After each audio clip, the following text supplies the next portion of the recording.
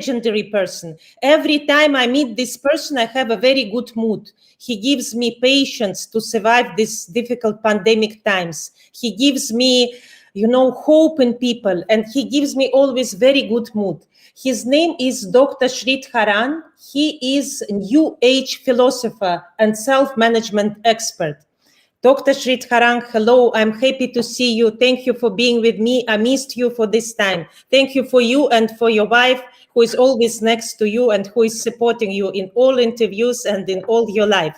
My first question to you, please, is during these pandemic times, a lot of people very strangely divorced because they think they cannot stay in one place anymore. Others people, on the contrary, they found their life, even sitting in the Zoom and not meeting anywhere. So tell me, please, the conception of love in pandemic times, is it the same or is it a little bit different?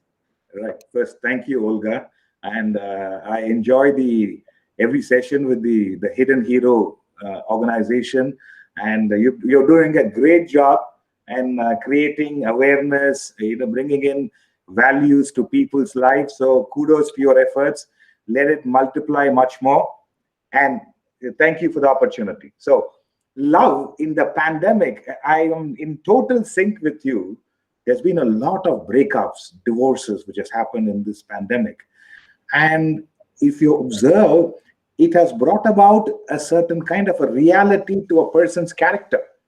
Love should be much more pure, intense, and evolutionary in pandemic times, in difficult times.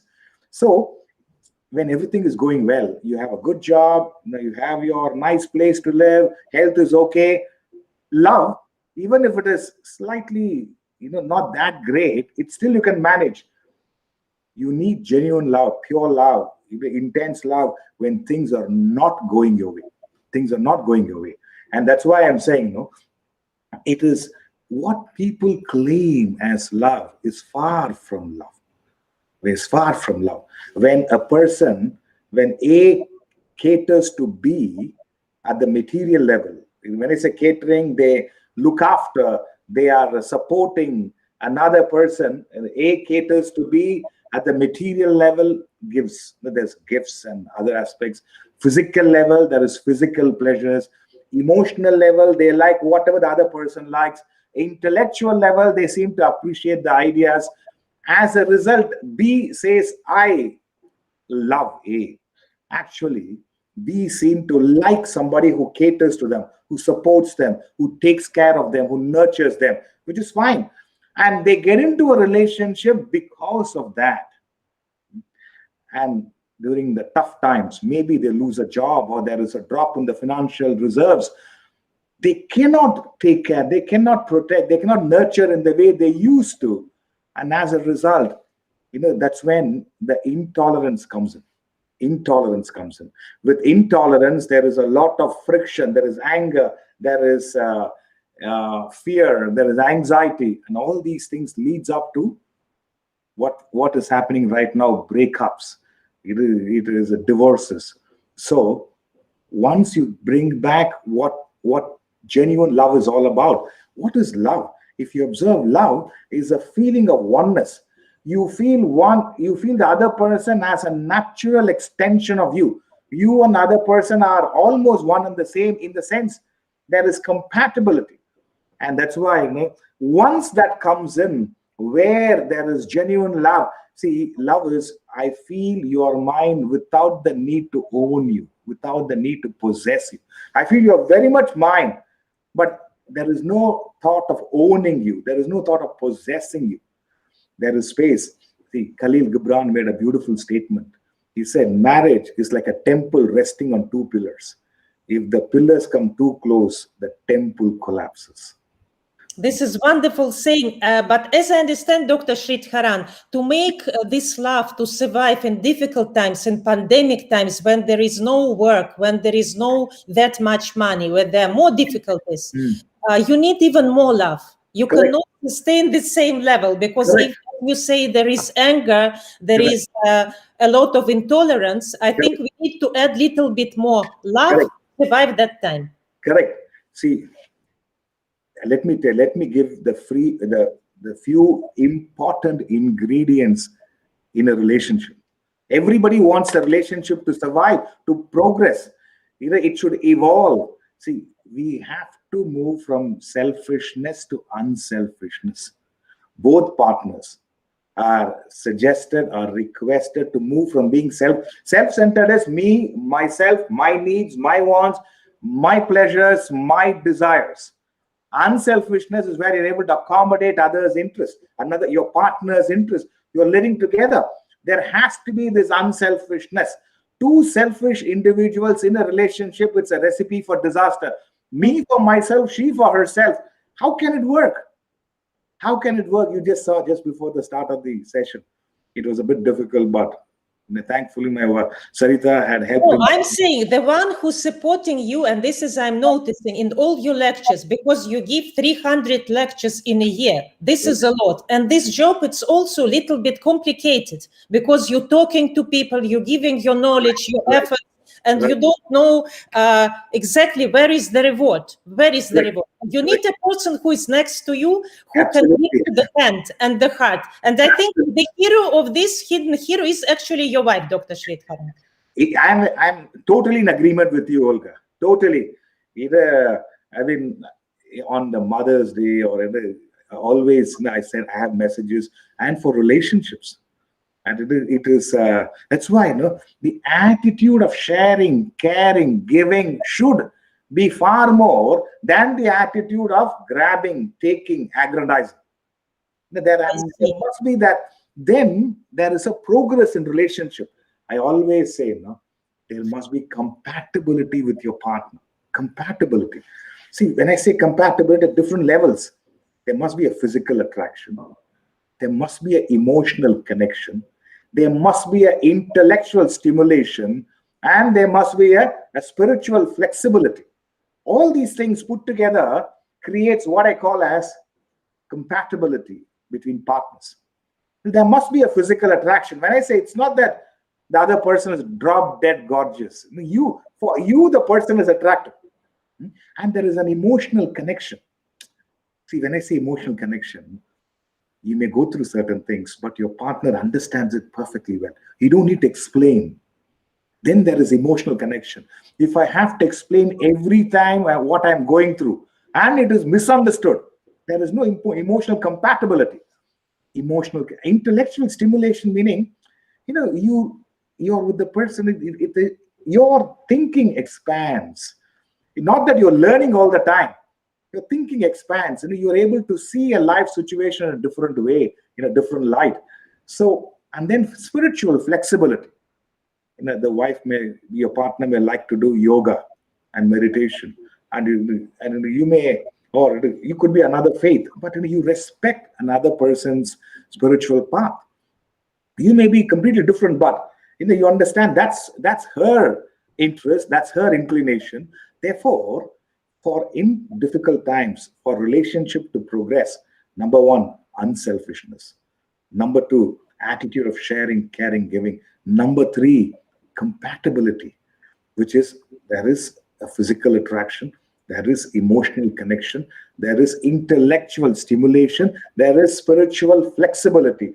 All these things put together creates that compatibility in values. And as a result, in fact, in pandemic times, in difficult times, the relationship is far more beautiful because of this quality.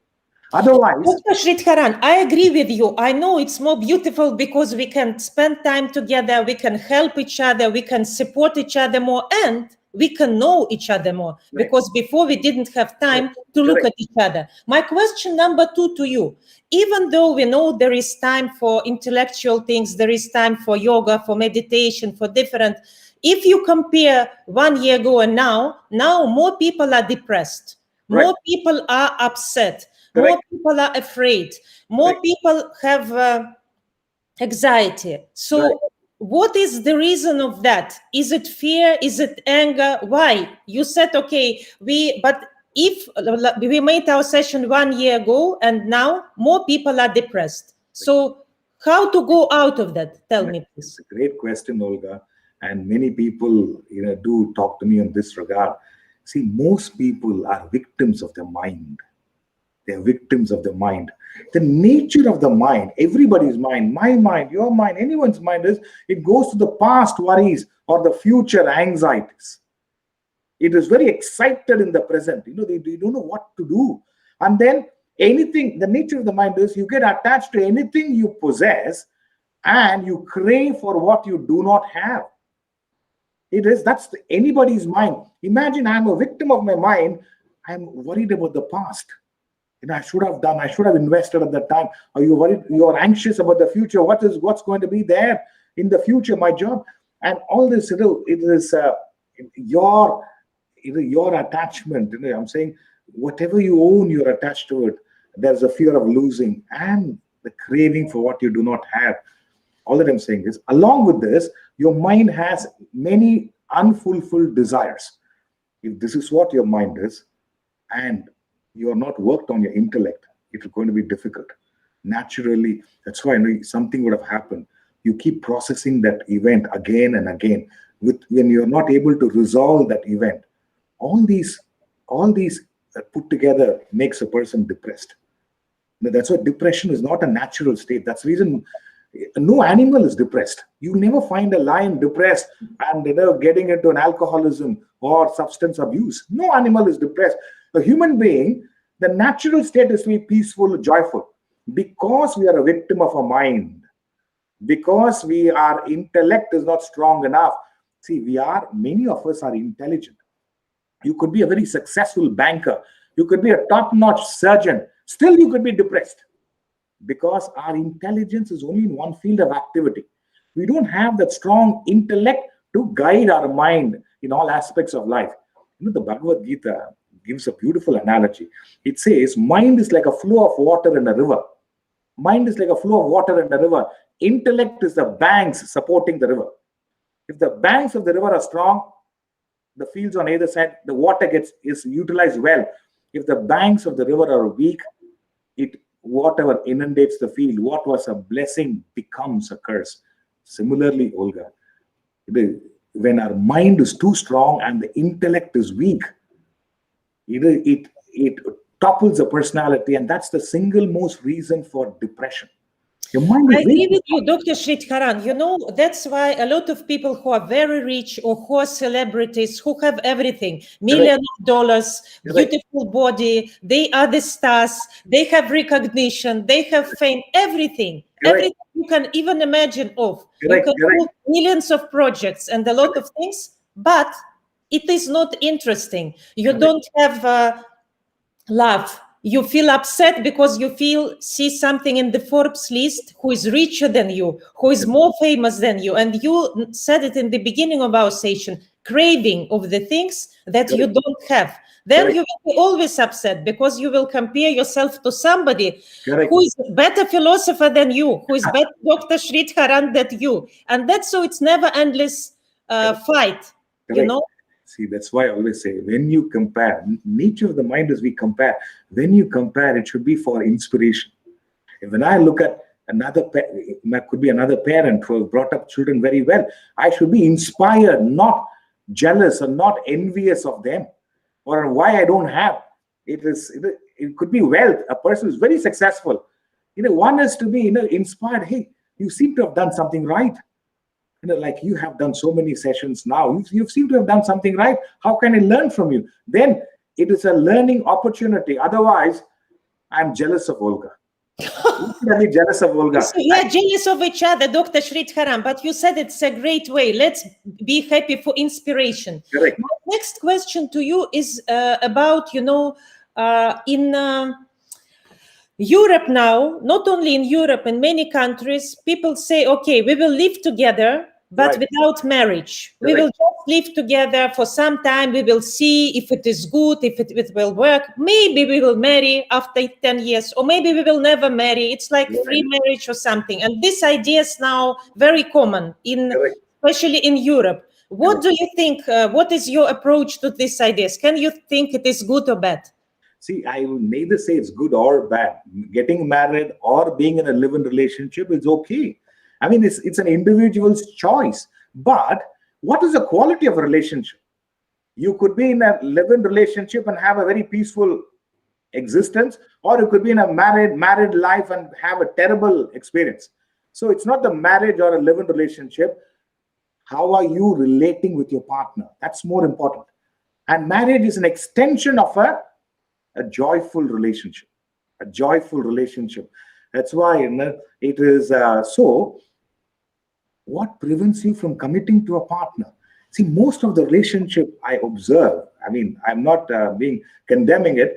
They're looking for, I would say, companionship and physical pleasures.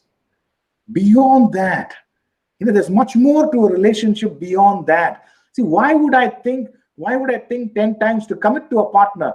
The reason is, mind by nature seeks variety. It cannot be consistent with one source. It is mind by anyone functioning on the mind by nature seeks variety. Number two, they go for instant pleasures. Instant pleasure. They don't, so that's when all these things put together, it makes difficult for a person to commit to a partner. Therefore, they say, let's try it out few months, 6 months, and let's see if you want, we will get married or not. All that I'm saying is, if your reason is only companionship and physical pleasures, the law of diminishing value functions. It will reduce, and you would look for other opportunities. But if you put in effort, if you understand, look here, I want to grow in life, want to be a better individual with this person, where you're willing to raise the bar in the relationship. That's why, as I mentioned, they always say, as we mentioned, compatibility. But when you're able to raise your own qualities, then as an individual, it's not just compatibility, there is emotional security. There's also emotional security. You are able to, what we call as, what is my duty towards my partner rather than my rights. So all those aspects come in. So then it's much easy to commit. It is much easier to commit. Many people are finding it very difficult to commit these days, because it is the more self-centered I am, my own thing. Why should I commit? It is therefore the thought. But see, does any mother, any parent think 10 times to commit to their children? Never. Natural. It's automatically. We commit to our child. It goes without saying. We commit our lives. That's why I always say, your love for your child was born even before the child was born. Even the idea, my child, my thought, it is that. That's why we say the love was formed without a form. And when the child is delivered, you hold the child in your arms. It is manifest that love. So that's all that I'm saying is, improve on yourself. And what is your intention in a relationship? It is to get something from the partner, or to contribute to a partner, to share with a partner, to give your affection to the partner. Are you a taker or a giver? Are you a taker or a giver in a relationship? Go into any relationship with the thought of sharing, caring, giving, rather than taking, grabbing, aggrandizing. And once both of them are there together, there will be a stage, hey, it's so wonderful. I'm enjoying this relationship. You want to take it to the next level. Maybe you want to start a family, and you want to give a stability to the family. You get married. It will slowly progress, not digress. Whereby I think 2 years. I think we had enough.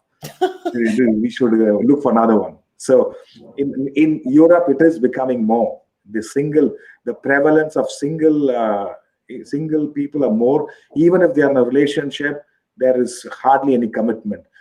That's why bring in all these factors. There must be emotional security in the relationship. There must be value compatibility in the relationship, not just companionship and physical pleasures. It's okay, it's there. Merely that, you will lose your interest. And along with the nature of the mind, it seeks variety. I see. Dr. Sreedharan, tell me, please, this is the last question from the young generation. Right. They're saying that nowadays it's very difficult to meet somebody. It is comments from the people who are 20, 30 years old. They say it's very difficult, men saying it's very difficult to meet a good woman because all women are about very big houses, very diamonds, golds, and all... women say that we cannot find men. They're not good guys. They're not good boys because all of them are looking for blonde, beautiful woman who is like from the magazine. And we are normal people. We are not that beautiful. So they cannot meet each other. So you will recommend to these young people who, by the way, a lot of people not meeting anybody at all. They're sitting alone. And I think the loneliness is a very big thing. When Correct. people just not meeting anybody because they're saying we are not good enough. And they are 20, 30, 40, 50. Oh my God. And then what it will be. So what you can recommend to these people? See, first, fall in love with yourself. You should like yourself in the sense, if I'm not liking, I mean, when I say fall in love with yourself, I mean, you should have a good understanding about yourself, your qualities. Number two, there is a saying, a stone which is fit for the wall will not be left lying on the ground. A stone which is fit for the wall, even if it is lying on, somebody will pick it up. And if you see, you want certain qualities in a partner, all that I'm saying is, do you have those qualities in you? Do you have, you want a partner who's very faithful. Can you be faithful to a partner? Can you be faithful to your work, to your health, to your wealth, to your partner? I'll give you the ingredients for a fabulous relationship. Number one, trust. Number two, respect. Number three, faith. Trust is, what you think is what you say. What you say is what you do. Trust. And you do it consistently. Trust. You become a trustworthy person. Respect is, it's not the respect when somebody is coming and you stand up, and not that. You value another's emotions. You understand another person's thoughts. You're able to identify their intentions. Respect is their thoughts and emotions. You value them. That is the respect. And when there is trust and respect, that becomes a cause. The effect is faith. There is faith. You develop faith, and when I say faith is, it's difficult times, but the faith is, look here, I have put in my effort and I will find a good partner. The same thing, there are many people who say, I want to be in the spiritual path. I have not yet found a master, a right master. And at the same time, there's a saying, when the student is ready, the master appears. The student, all that we say is, make the seeker, the student, a spiritual seeker in you, ready, fully prepared. The master appears. Similarly, as a partner, whatever qualities you want in the other person, can I develop all those? And then have a little bit of patience. It will happen. They say in life, you get what you deserve, not what you desire. It's a very harsh law, but all that I'm saying is, you want to deserve a great partner. All that I'm saying is can I become deserving enough to get that partner? That's all. Can I become deserving enough to get that partner? You may get a partner, but you're not deserving enough, so it also breaks up. In life, you get what you deserve, not what you desire. So if I want to get that, let me become more deserving enough for it. Deserving enough is trust, respect, faith. Together creates what I call as love. You're a very loving person. You're a very loving. A person who has these qualities is looking for another person who has a similar quality. They are not looking for a person who's too needy, too clingy. They want a person also who is, independent, confident. So, my suggestion to all the people who are looking for partners, become deserving enough. It's a little bit of work. But it's a pleasurable work. in the Gita it says, true happiness, they say it's like poison in the beginning, but nectar in the end. It's quite unpleasant in the beginning. You to put in this effort to become deserving enough. It's unpleasant in the beginning, but you could be in a relationship for 50 years and be really so peaceful and so blissful in that. But we're not willing to put in that initial effort.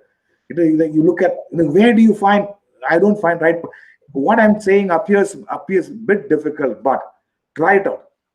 You find partners in a nightclub, in a dance floor, and then now he was dancing to your tunes now for a few weeks. Now you're crashed on the dance floor, so it doesn't help. All that I'm saying is, it's effort. Whatever you want to receive, can you mirror it?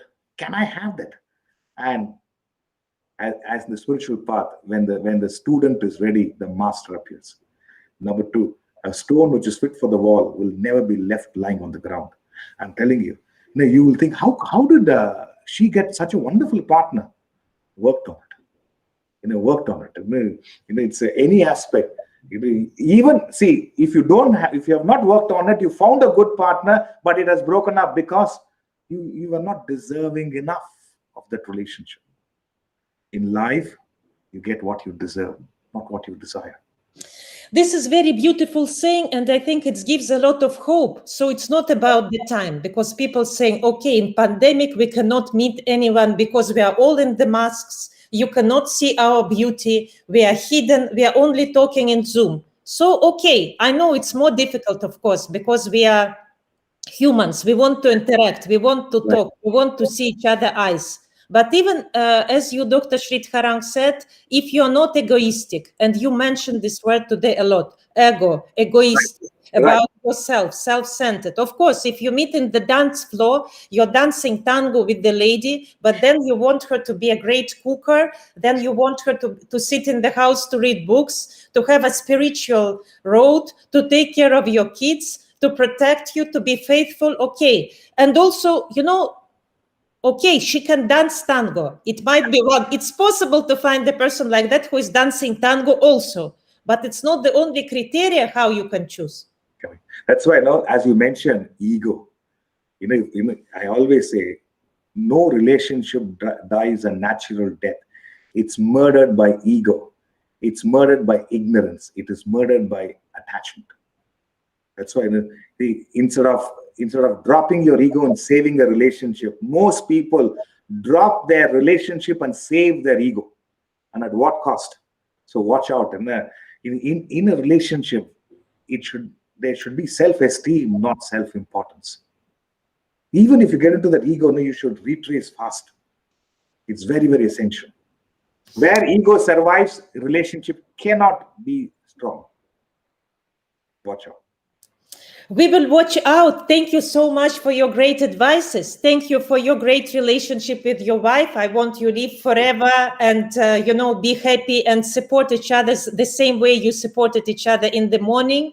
I want also, Dr. Sreedharan, your program grow, more people join you from Russia, from Kazakhstan, from Europe, from India, from Indonesia, because, you're always speaking in a very calm way, and you put all the knowledge in a very easy way to follow. And at the same time, I don't know, the talk with you always calm me down. It gives me, because, we are very excited about everything, about information, about social media, about comparison, but your talks just make you stop and say, look at yourself, find your root. And as you said, this is like a river with the bank. And when it is solid, when it gives a chance, you feel very happy. Thank you for being with us and for giving us a chance to be happy.